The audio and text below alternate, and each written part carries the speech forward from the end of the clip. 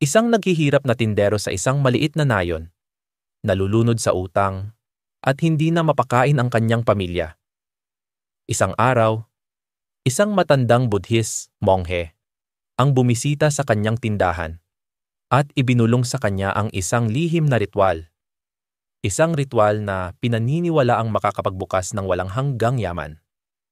Wala nang mawawala sa kanya, kaya sinunod niya ang mga tagubilin ng monghe. Ilang buwan lang ang lumipas, lumago ang kanyang negosyo, dumaloy ang hindi inaasahang kayamanan, at tuluyang nagbago ang kanyang buhay. Isa lang ba itong pagkakataon o tunay ngang gumagana ang sinaunang ritual na ito? Ngayon, ating tatalakayin ang makapangyarihang ritual na ito, ang pinagmulan nito, at kung paano mo ito magagamit upang maakit ang walang hanggang kayamanan sa iyong buhay.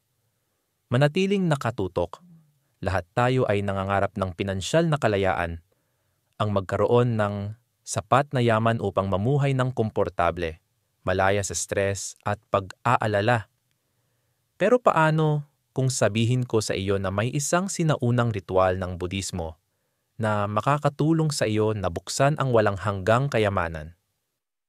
Sa loob ng maraming siglo, isinasagawa ng mga mongheng Budista ang isang makapangyarihang ritual na pang-akit ng pera, na pinaniniwala ang nag-aalis ng mga hadlang sa pananalapi at lumilikha ng hindi mapipigilang daloy ng kasaganaan.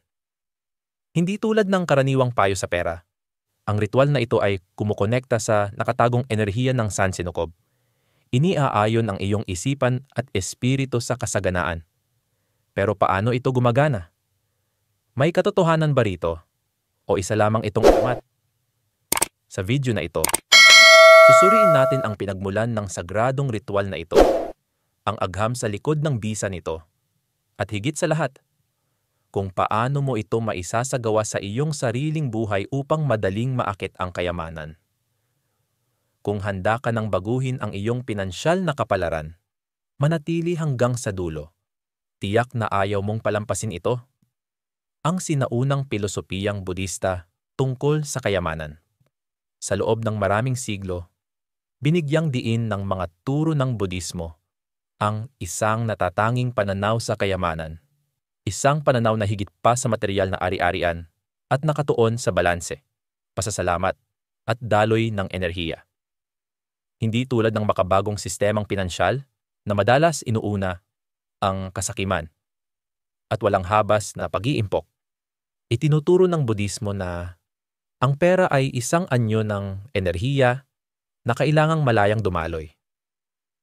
Sa pilosopiyang Budista, ang kahirapan at mga suliraning pinansyal ay hindi lamang bunga ng panlabas na mga pangyayari, kundi madalas na konektado sa panloob na mga hadlang, negatibong pag-iisip, limitadong paniniwala, at kawalan ng pagkakaugnay sa kasaganaan ng sansinukob.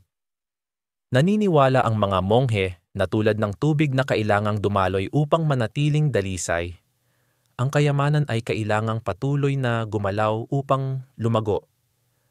Ang labis na pag-iimpok dahil sa takot, hindi matapat na pamamaraan ng pagyaman o pagiging sakim ay sumisira sa natural na daloy na ito, na nagdudulot ng kawalan ng pag-unlad sa pananalapi. Ang konsepto ng karma at kayamanan, isa sa pangunahing turo ng Budismo na may kinalaman sa kasaganaan, ay ang karma. Ang paniniwalang ang bawat kilos ay may kaukulang resulta. Naniniwala ang mga monghe na ang kayamanan ay hindi lamang nakukuha sa sipag at tiyaga.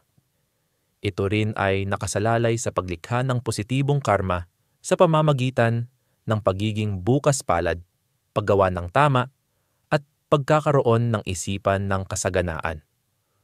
Ang mga taong nag-iimpok ng yaman ng makasarili o nakakamit ito sa hindi matapat na paraan ay maaaring makaranas ng biglaang suliraning pinansyal, dahil ang kanilang negatibong karma ay nagiging hadlang sa kanilang kasaganaan.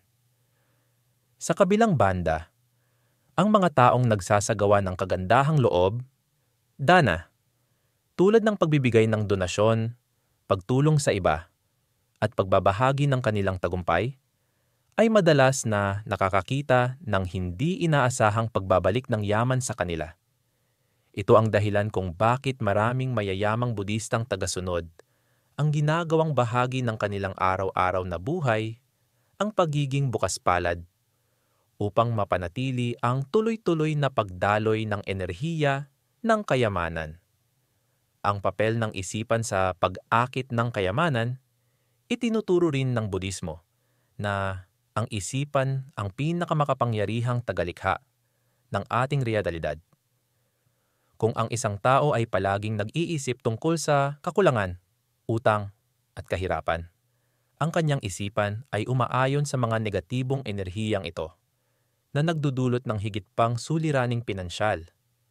Ang mga monghe ay sinasanay ang kanilang isipan na ituon sa kasaganaan gamit ang meditasyon at mga mantra upang baguhin ang kanilang paniniwala tungkol sa kayamanan. Dito pumapasok ang ritual ng pera ng Budismo.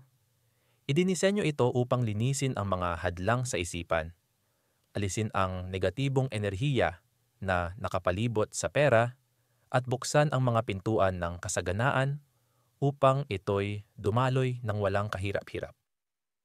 Sa pamamagitan ng mga natatanging dasal, alay, at meditasyong espiritual, iniaayon ng ritual na ito ang enerhiya ng isang tao sa dalas ng kasaganaan, kaya't nagiging magneto siya ng yaman.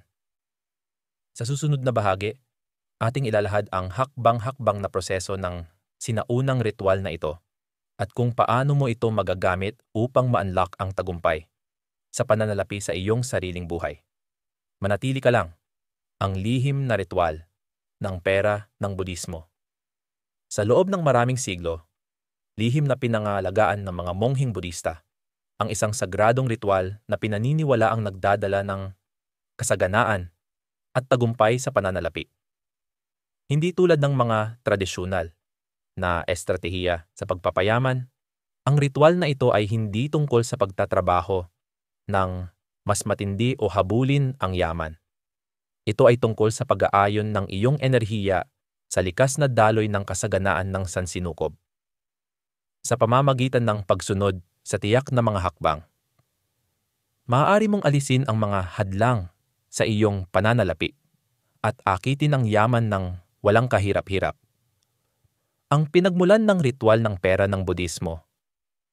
Nag-ugat ang ritual na ito sa sinaunang mga turo ng Budismo, kung saan napansin ng mga monghe na ang pera, tulad ng lahat ng enerhiya, ay sumusunod sa mga batas ng sansinukob. Natuklasan nila na sa pamamagitan ng pagsasama ng meditasyon, mantras, at simbolikong mga alay, maaari nilang alisin ang negatibong enerhiya na nakapalibot sa yaman at buksan ang mga bagong landas patungo sa pananalaping pag-unlad. Maraming mayayamang pamilya sa Asya ang patuloy na nagsasagawa ng mga teknik na ito. Naniniwalang nagdadala ito ng swerte at pangmatagalang kasaganaan. Ngunit ano nga ba ang eksaktong ginagawa sa ritual na ito? Tuklasin natin ito, hakbang-hakbang. Hakbang 1. Ang kapangyarihan ng intention, paghahanda ng isipan. Bago isagawa ang ritual, dapat kang magtakda ng malinaw na layunin sa pananalapi. Ang iyong mga iniisip at emosyon ay humuhubog sa iyong realidad. Kaya maglaan ng sandali upang isipin ang yaman na nais mong makamit. Ngunit tandaan, hindi lang simpleng pagnanais ng pera ang bilang isang taong may pinansyal na seguridad, namumuhay ng komportable, at tumutulong sa iba. Paano gawin ito? Umupo sa isang tahimik na lugar at ipikit ang iyong mga mata. Huminga ng malalim at ituon ang isip sa pasasalamat sa mga biyayang mayroon ka na. Isipin ang isang gintong liwanag na bumabalot sa iyo. Pinupuno ka ng kasaganaan at tagumpay sa pananalapi. Ang hakbang na ito ay nagkokondisyon sa iyong isipan upang maakit ang kayamanan sa halip na itaboy ito. Hakbang 2. Ang sagradong alay. Isinasagisag ang daloy ng kasaganaan. Naniniwala ang mga Budista na ang pera ay dapat dumaloy tulad ng isang ilog, hindi manatiling nakatingga tulad ng isang lawa. Upang maisakatuparan ang prinsipyong ito, gumagamit sila ng isang simbolikong alay upang katawanin ang patuloy na pagdaloy ng yaman. Mga kakailanganin: isang mangkok ng hindi nilutong bigas, sumasagisag sa kasaganaan. Ilang gintong barya, kumakatawan sa yaman. Isang kandilang may sindi, sumisimbolo sa karunungan at kaliwanagan sa mga desisyong pinansyal. Paano gawin ito? Ilagay ang bigas at mga barya sa harap mo bilang isang alay. Sindihan ang kandila at bigkasin, habang ang apoy na ito ay nagliliwanag. Gayon din ang aking landas patungo sa kasaganaan. Dahan-dahang hawakan ang mga barya at ibulong ang iyong hangarin. Dumadaloy sa akin ang pera ng walang kahirap-hirap at ginagamit ko ito ng matalino.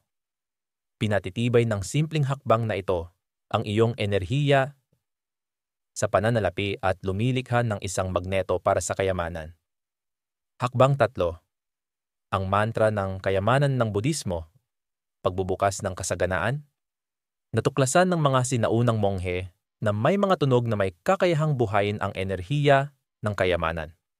Isa sa pinakamakapangyarihang mantra para sa kasaganaan ay ang Vasudhara mantra, na iniuugnay kay Vasudhara, ang Budistang diyosa ng yaman. Ang mantra, Om Vasudharesvaha. Paano ito bigkasin? Umupo ng mahinahon at ipikit ang iyong mga mata. Ulitin ang Om Vasudharesvaha ng 108 beses. Sa bawat pagbigkas, isipin ang gintong enerhiya na bumabalot sa iyo. Naniniwala ang mga Budista na sa pamamagitan ng pag-uulit ng mantrang ito, maaring matanggal ang mga hadlang sa pananalapi at payagan ang yaman na dumaloy ng likas sa iyong buhay. Hakbang 4. Ang ritual ng money jar. Pag-akit ng patuloy na kasaganaan. Ang huling hakbang na ito ay nagsisiguro na ang kayamanang iyong inaakit ay patuloy na lumalago. Karaniwan, ang mga mongheng Budista ay naglalagay ng isang maliit na garapon ng pera sa kanilang tahanan na puno ng positibong enerhiya sa pananalapi. Paano gumawa ng iyong money jar? Kumuha ng isang maliit na garapon na yari sa salamin. Maglagay ng 3 gintong barya sa loob.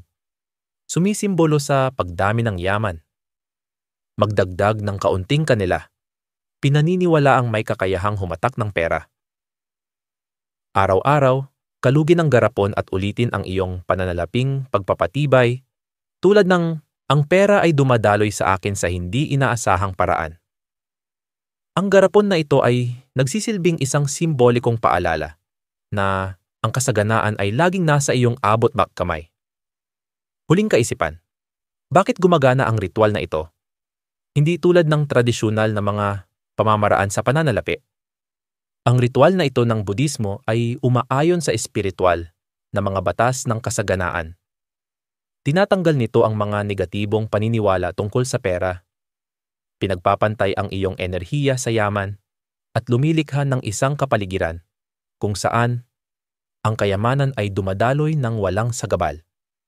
Maraming tao ang nagsasabing pagkatapos nilang simulan ang ritual na ito, nakatanggap sila ng hindi inaasahang trabaho, lumago ang kanilang negosyo, o nagkaroon ng biglaang pagdagsa ng pera. Ngayon na alam mo na ang buong proseso, tuklasin natin ang mga tunay na kwento ng mga taong gumamit ng ritual na ito at nakaranas ng himalang pinansyal. Manatili ka lang, mga totoong kwento.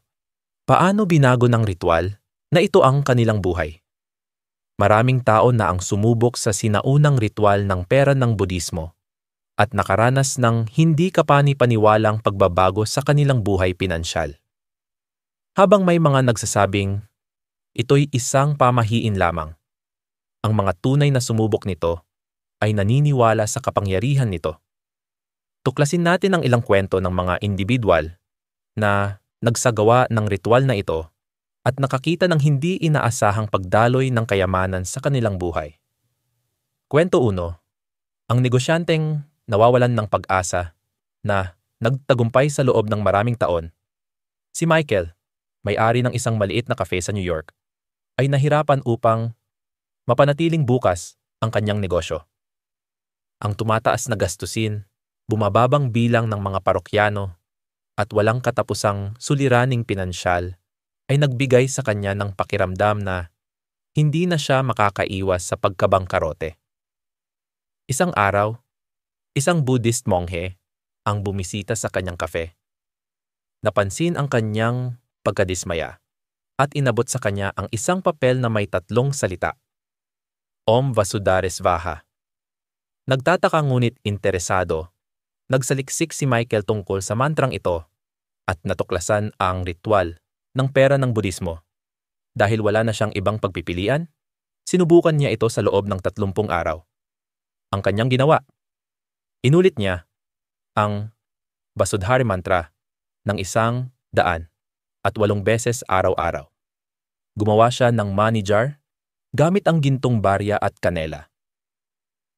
Inisip niya ang kanyang kafe na puno ng masayang mga customer at pinansyal na tagumpay. Sa loob lamang ng 1 buwan, isang hindi kapani-paniwalang pangyayari ang naganap. Isang lokal na food blogger ang nakatuklas ng kanyang kafe at isinulat ito sa isang artikulo. Biglang dumagsa ang mga customer at sa loob ng ilang buwan, lumago ang kanyang kita ng 30. Ngayon, naniniwala siya na ang ritual na ito ang nagbago ng kanyang pananaw at nagbukas ng pinto sa mga hindi inaasahang oportunidad. Kwento 2. Ang job seeker na nakahanap ng kanyang pangarap na trabaho si Sarah, isang marketing professional, ay halos 1 taon nang walang trabaho. Sa kabila ng kanyang galing, paulit-ulit siyang nabibigo sa bawat job interview. Pakiramdam niya ay tila may malas na bumabalot sa kanyang buhay. Isang kaibigan ang nagrekomenda sa kanya ng ritual ng pera ng Budismo upang alisin ang mga hadlang sa kanyang pananalapi.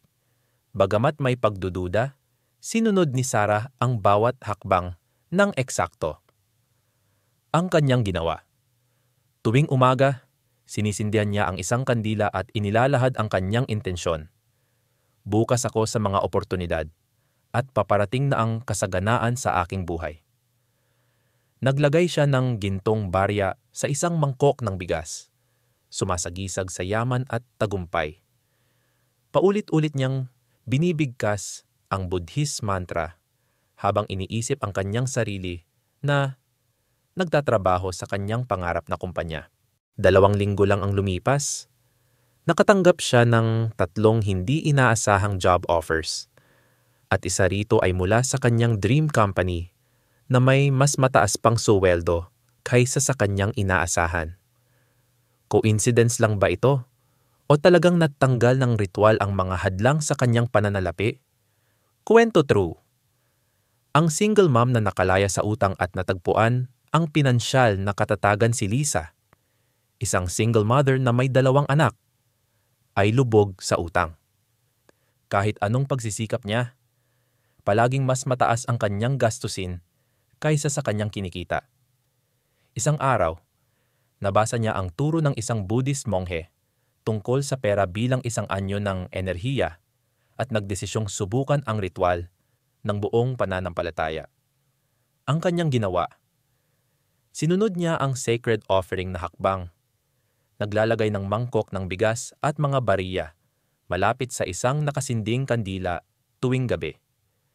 Pinapraktis niya ang pasasalamat para sa perang mayroon siya, gaano man ito kaliit.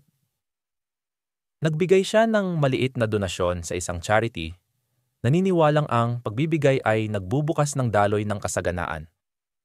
Sa loob ng 1 buwan, dumating ang hindi inaasahang tulong pinansyal.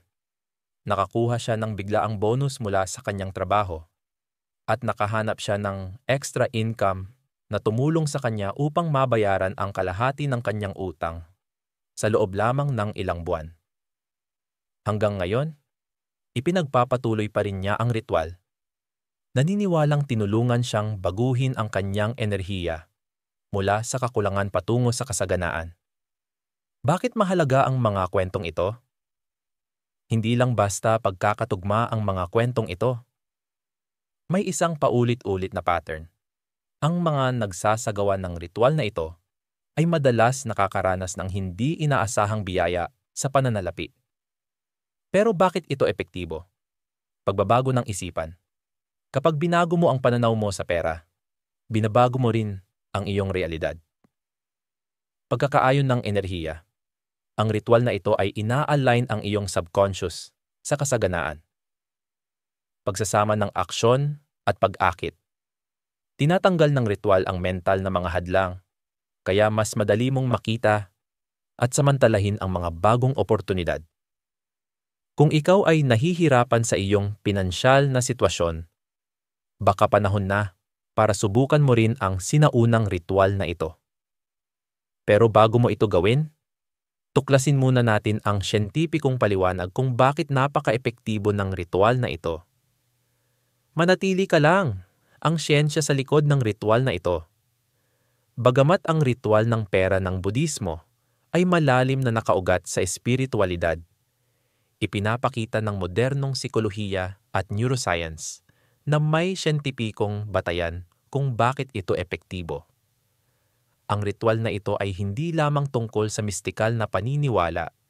Ginagamit nito ang kapangyarihan ng subconscious mind, pagkakaayon ng enerhiya, at psikolohiyang pang-asal upang lumikha ng tunay na pagbabago sa pananalapi. Unang kapangyarihan ng subconscious mind, ipinapakita ng mga pag-aaral na 75% ng ating mga iniisip at kilos ay kinokontrol ng subconscious mind. Kung ang iyong subconscious ay naprograma ng mga limitadong paniniwala tulad ng mahirap kumita ng pera o palagi akong magkakautang, ang mga paniniwalang ito ang maghuhubog ng iyong realidad sa pananalapi. Paano nakakatulong ang ritual? Ang pagbigkas ng mantra ay nire-rewire ang utak sa pamamagitan ng pagpapalit ng negatibong iniisip sa positibong paniniwala. Ang visualization ay tumutulong sa utak na tanggapin ang bagong posibilidad, kaya nagiging mas achievable ang yaman. Ang araw-araw na pag-uulit ay nagpapalakas sa paniniwala hanggang sa maging natural na bahagi ito ng iyong pag-iisip. Tinatawag ito ng mga neuroscientist na neuroplasticity, kung saan ang mga paulit-ulit na iniisip at kilos ay lumilikha ng bagong neural pathways sa utak. Ibig sabihin, sa pamamagitan ng pagsasagawa ng ritual ng pera ng Budismo, literal mong nire-reprogram ang iyong utak para sa tagumpay sa pananalapi. 2. Ang papel ng vibrations at sound frequencies, ang mga mantrang Budista tulad ng Om Vasudharesvaha ay hindi lang basta mga salita. Ayon sa mga pag-aaral sa sound frequency at vibrations, may mga tunog na maaaring magbago ng brainwaves at mapabuti ang focus, kalinawan ng pag-iisip, at emosyonal na estado. Mga siyentipikong katibayan. Ang pagbigkas ng mantra ay nagpapataas ng alpha brainwaves na may kaugnayan sa relaxation at creativity. Ang vibrations ng tunog ay maaaring bawasan ang stress, isang pangunahing sanhi ng anxiety sa pera. Ang mga particular na frequency, tulad ng 432 Hz, ay naiugnay sa mas maayos na daloy ng enerhiya at mental clarity. Sa pamamagitan ng pagbigkas ng Buddhist wealth mantra, hindi namamalayan ng mga nagsasagawa nito na inaayos nila ang kanilang enerhiya at isinasabay ito sa estado ng kasaganaan. 3. Ang Law of Attraction at Reticular Activating System, RAS. Ayon sa Law of Attraction, kung ano ang madalas mong iniisip, iyon ang lalawak sa iyong buhay. Kung palagi mong iniisip ang kahirapan, hindi mo namamalayang mas maraming problema sa pera ang naakit mo. Ngunit kung ang iyong isip ay nakatutok sa yaman at oportunidad, mas maraming pagkakataon kang mapapansin upang kumita ng pera. Ito ay may kaugnayan sa Reticular Activating System, RAS. Isang bahagi ng iyong utak na nagfi-filter ng impormasyon. Ang RAS ay gumagana tulad ng isang search engine sa isip. Kapag paulit-ulit mong pinagtitibay ang paniniwalang, dumadaloy sa akin ang pera ng walang kahirap-hirap, nagsisimulang maghanap ang iyong utak ng ebidensyang susuporta sa paniniwalang ito. Paano na-activate ng ritual ang proseso na ito? Ang visualization ng yaman ay nagsasanay sa iyong RAS upang mapansin ang mga oportunidad sa kita. Ang pagsasanay ng pasasalamat ay lumilipat sa focus mula sa kakulangan patungo sa kasaganaan, kaya't mas maraming biyaya ang dumadating. Ang money jar at mga simbolikong alay ay nagsisilbing pisikal na paalala na nagpapatibay sa mindset ng kayamanan. Sa madaling salita, hindi lang ito tungkol sa mahika. Itinuturo ng ritual na ito sa iyong utak kung paano mag-isip, kumilos, at umakit ng yaman tulad ng isang taong mayaman. Huling kaisipan, ang balanse sa pagitan ng espiritualidad at siyensya. Gumagana ang ritual ng pera ng Budismo dahil pinagsasama nito ang sinaunang karunungan at napatunayang mga prinsipyong psikolohikal. Kahit hindi ka naniniwala sa espiritualidad, hindi maikakaila ang epekto ng mindset, pag-uulit ng positibong paniniwala, at visualization sa paghubog ng realidad ng isang tao. Ngayon na naiintindihan natin kung bakit ito gumagana, pag-usapan naman natin ang mga karaniwang pagkakamali na ginagawa ng mga tao na humahadlang sa kanilang kasaganaan at kung paano mo ito maiiwasan. Manatili ka lang, mga karaniwang pagkakamali na humahadlang sa iyong kayamanan. Bagamat makapangyarihan ang ritual ng pera ng Budismo, maraming tao ang hindi namamalayang hinaharangan nila ang kanilang sariling tagumpay sa pananalapi dahil sa negatibong mga gawi, paniniwala at asal. Kahit tama ang pagsasagawa mo ng ritual, maaring mawala ang epekto nito kung patuloy mong ginagawa ang mga bagay na humaharang sa daloy ng yaman sa iyong buhay. Narito ang mga pinakakaraniwang pagkakamali na humahadlang sa kasaganaan at kung paano mo ito maiiwasan. 1. Ang pagkakaroon ng scarcity mindset. Isa sa pinakamalaking pagkakamali na nagagawa ng maraming tao ay ang paniniwalang laging kulang ang pera. Kung palagi mong iniisip ang tungkol sa mga bayarin, utang, o takot sa pagkawala ng pera, hindi mo namamalayang pinapatibay mo ang enerhiya ng kakulangan. Paano nito hinaharangan ang kayamanan? Ang negatibong pag-iisip ay lumilikha ng takot na humahantong sa maling desisyong pinansyal. Inaakit ng subconscious mind ang kung ano ang madalas mong iniisip. Kaya, kung palagi mong iniisip na hindi sapat ang pera, patuloy kang mahihirapan. Paano ito ayusin? Sa halip na sabihin, lagi akong kapos sa pera, sabihin, dumadaloy sa akin ang pera sa inaasahan at hindi inaasahang paraan. Magpasalamat araw-araw. Ituon ang pansin sa kung anong mayroon ka. Gaano man ito kaliit. Gumamit ng Buddhist mantra at visualization techniques upang baguhin ang iyong mindset. 2. Ang labis na pagtitipid at takot sa paggastos. Maraming tao ang naniniwala na ang pag-iimpok ay nangangahulugang hindi dapat gumastos. Ngunit itinuturo ng Budismo na ang pera ay enerhiya. Dapat itong dumaloy upang lumago. Paano nito hinaharangan ang kayamanan? Ang labis na paghawak sa pera dahil sa takot ay nagdudulot ng pagkapigil sa daloy ng yaman. Ang sansinukob ay tumutugon sa mga kilos na may takot sa pamamagitan ng paghihigpit ng daloy ng pera. Paano ito ayusin? Magbigay ng pera ng may positibong kaisipan. Kahit maliit na donasyon ay maaaring magbukas ng enerhiyang pinansyal. Sa halip na isipin, kapag gumastos ako, mawawalan ako, isipin, ang pera ay bumabalik sa akin ng mas marami. Mag-invest sa iyong sarili sa pamamagitan man ng pag-aaral ng bagong kasanayan, pagpapabuti ng iyong negosyo, o pagpapalakas ng iyong kalusugan. Tatlong negatibong pag-iisip at limitadong paniniwala. Karamihan sa mga problema sa pera ay nagmumula sa mga malalim na nakaugat na paniniwala tungkol sa yaman.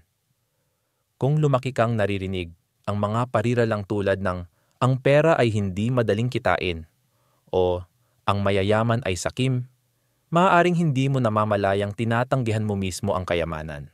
Paano nito hinaharangan ang kayamanan? Ang iyong subconscious mind ay maaaring sirain ang mga oportunidad na maaaring magpayaman sa iyo. Maaari mong hindi namamalayang itulak palayo ang tagumpay sa pananalapi dahil sa guilt o takot. Paano ito ayusin? Tukuyin ang iyong mga negatibong paniniwala tungkol sa pera at palitan ang mga ito ng positibong pag-iisip. Ulitin araw-araw. Karapat-dapat ako sa kasaganaan. Ang yaman ay likas na bahagi ng aking buhay. Palibutan ang iyong sarili ng mga taong may positibong pananaw tungkol sa pera. Ika-4. Hindi pagsasagawa ng aksyon sa mga oportunidad. Ang pagmamanifest ay hindi lamang tungkol sa pagbigkas ng mga mantra. Kailangan mong kumilos kapag dumating ang mga oportunidad. Maraming tao ang nagsasagawa ng ritual, ngunit tinatanggihan ang mga oportunidad dahil sa takot, katamaran, o pag-aalinlangan. Paano nito hinaharangan ang kayamanan? Maaaring ipadala ng sansinukob ang mga oportunidad, ngunit kung hindi ka kikilos, walang magbabago. Ang takot sa kabiguan ay nagiging hadlang upang matanggap mo ang pinansyal na tagumpay. Paano ito ayusin? Kapag may bagong ideya o oportunidad, kumilos agad at huwag mag-atubili. Gumawa ng maliliit na hakbang patungo sa pinansyal na paglago, kahit na hindi ka sigurado sa simula. Magtiwala na binubuksan ng ritual ang mga pintuan, kaya harapin ang mga ito ng may kumpiyansa. Huling kaisipan, alisin ang mga hadlang na ito at panoorin ang iyong kayamanang lumago. Kung matagal mo nang ginagawa ang ritual ng pera ng Budismo, ngunit wala pang resulta, maaring nagkakamali ka sa isa sa mga nabanggit sa itaas.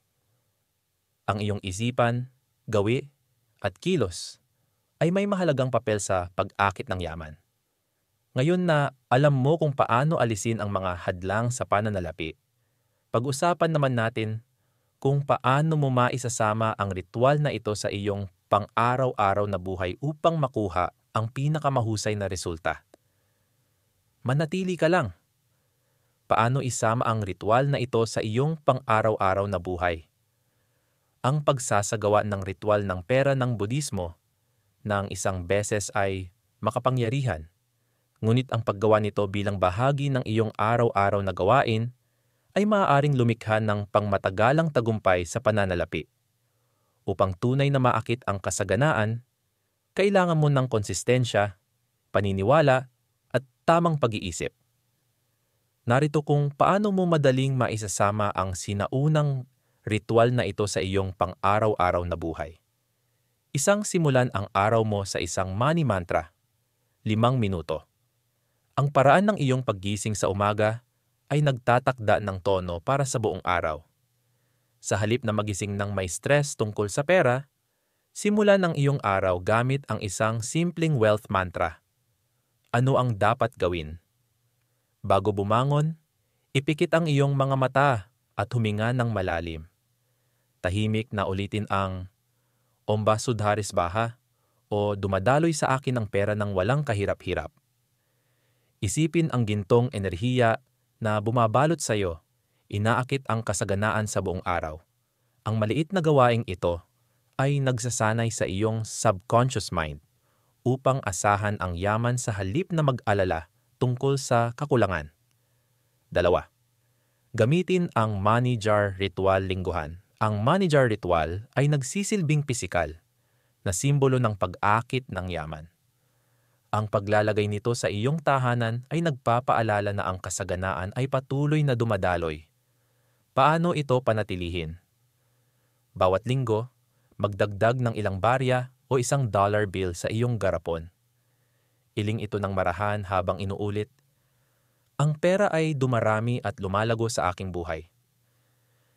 Ilagay ito sa isang espesyal na lugar kung saan madalas mo itong makikita, sa iyong workspace o tabi ng kama. Ang lingguhang gawain na ito ay nagpapatibay sa paniniwalang ang iyong yaman ay patuloy na lumalago.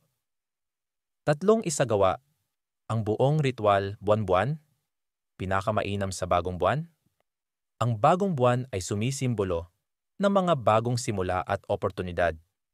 Kaya ito ang perpektong oras upang isagawa ang buong ritual ng pera ng Budismo. Mga hakbang na dapat sundin. 1. Itakda ang iyong layunin. Isulat ang isang pinansyal na layunin. Alma ng kumita ng mas malaki, makabayad ng utang. Ihanda ang iyong mga alay. Maglagay ng isang mangkok ng bigas, gintong barya, at isang nakasinding kandila sa harapan mo. 3 beses. Bigkasin ang Vasudhari mantra. Ulitin ang Om Vasudhare Svaha ng 108 beses. Isalarawan ang pagdaloy ng yaman. Isipin ang mga oportunidad at pera na dumarating sa iyo. Ang paggawa nito minsan, sa isang buwan, ay nagpapanatili ng iyong enerhiya na nakaayon sa kasaganaan. Magbigay at paikutin ang pera. Nang may positibong kaisipan, lumalaki ang yaman kapag ito ay dumadaloy. Gawing ugali ang pagbibigay ng maliit na halaga sa kawanggawa, pag-invest sa sarili, o pagtulong sa iba. Ano ang dapat tandaan? Magbigay ng may kagalakan, hindi takot. Magtiwala na ang anumang ibinibigay mo ay bumabalik sa iyo ng mas marami. Maging bukas sa mga bagong pinagkukunan ng kita at oportunidad.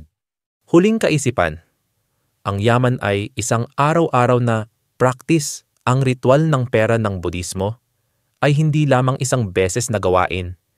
Ito ay isang pamamaraan ng pamumuhay. Sa pamamagitan ng paggawa ng mga maliliit, ngunit makapangyarihang gawin na ito bilang bahagi ng iyong pang-araw-araw na routine, lumilikha ka ng isang permanenteng mindset ng kasaganaan.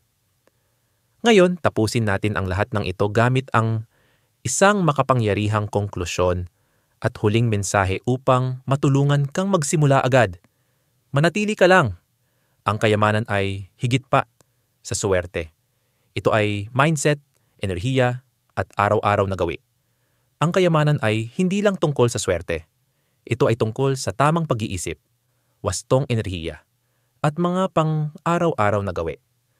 Sa loob ng maraming siglo, isinasagawa na ang ritual ng pera ng Budismo upang tulungan ang mga tao na iayon ang kanilang sarili sa likas na daloy ng kasaganaan ng sansinukob.